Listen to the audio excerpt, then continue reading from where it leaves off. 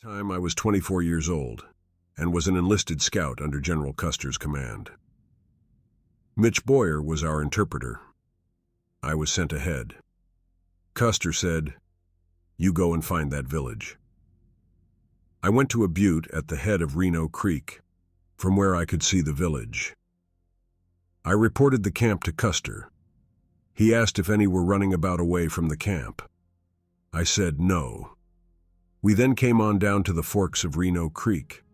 When we stopped there to divide up, I could hear the Indians in camp shouting and whooping. When we separated Half Yellowface and White Swan, were ordered to go with Reno. Goes ahead, White Man runs him, Curly and myself were ordered to go with Custer. We came down and crossed Reno Creek. Mitch Boyer was ahead with the 4 scouts right behind. Custer was ahead of his command a short distance behind us. Custer yelled to us to stop, then told us to go to the high hill ahead. From here we could see the village and could see Reno fighting. He had crossed the creek. Everything was a scramble with lots of Sioux. The battle was over in a few minutes. We thought they were all killed. We 4 scouts turned and charged north to where Custer was headed for. 3 of us stopped to fire into the village. We saw no more of Curly after that. I don't know where he went. When we met Custer, he asked, "How is it?" I said, "Reno's men are fighting hard." We went with the command down into a dry gulch where we could not see the village. Custer told Mitch Boyer to tell us to go back to the pack train, which we did. We met Benteen's command just south of where they afterward entrenched. We said to Benteen, "Do you hear that shooting back where we came from? They're fighting Custer there now." We started to leave Benteen to join the re-scouts, who were quite a way back up the creek. But Benteen told us to stay, and we did. We went with him and helped dig entrenchments. The firing seemed to stop where Custer was, and the Sioux came toward us. Then Reno's command came back where we were entrenched. Just before sundown, the enemy drew off. We had been fighting quite a while. We 3 scouts got away and rode till we came to the Bighorn, but did not cross that night. It was dark and raining. The next morning, some Crow scouts of Bradley's command came along and followed us, where we had crossed the river. They joined us, and we all rode to the main Crow camp, 2 sleeps away on Pryor Creek. This is the way it happened, just as near as I can remember. Harry Moccasin.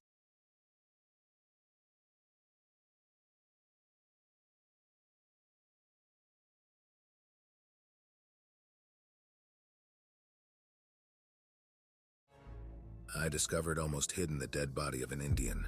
I did not go up close to it, but I could see the scalp was gone. That puzzled me. Could this be a Crow or a Shoshone?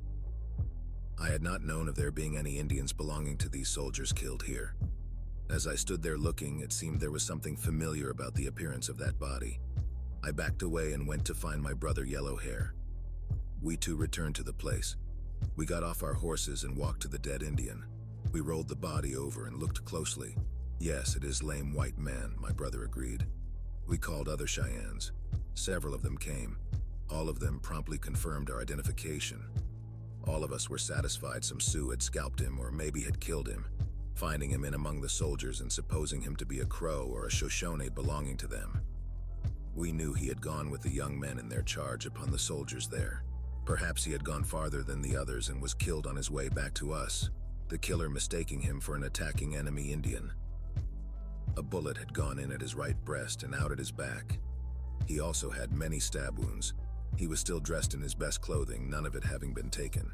The Cheyennes never made any inquiries among the Sioux concerning the case. We just kept quiet about it. A dead Unkpapa Sioux received something of the same kind of mistaken attention given to our Lame White Man. The dead Sioux was mixed in with dead bodies of the soldiers.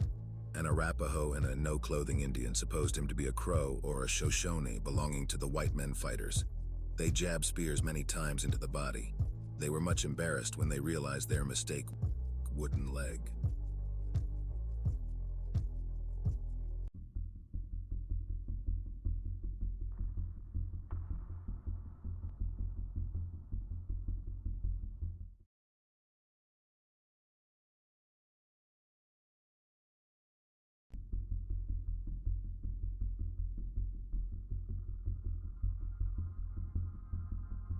I was 23 that summer and had been a warrior a long time.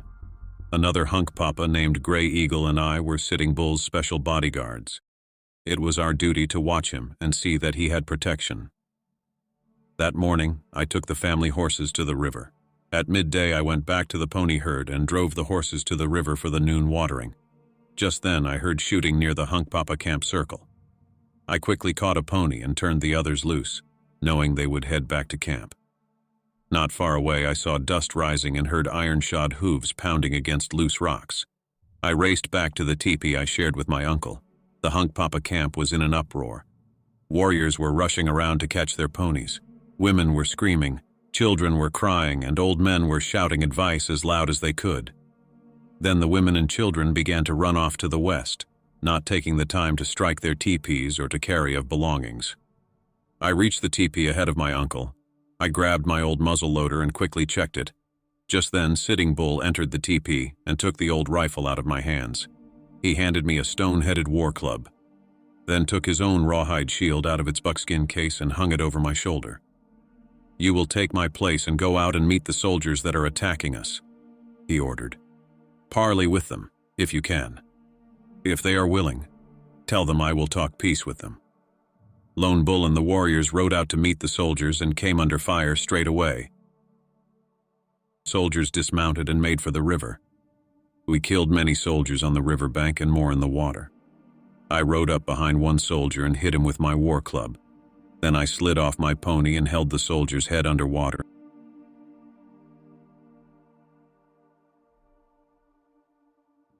My name is One Bull.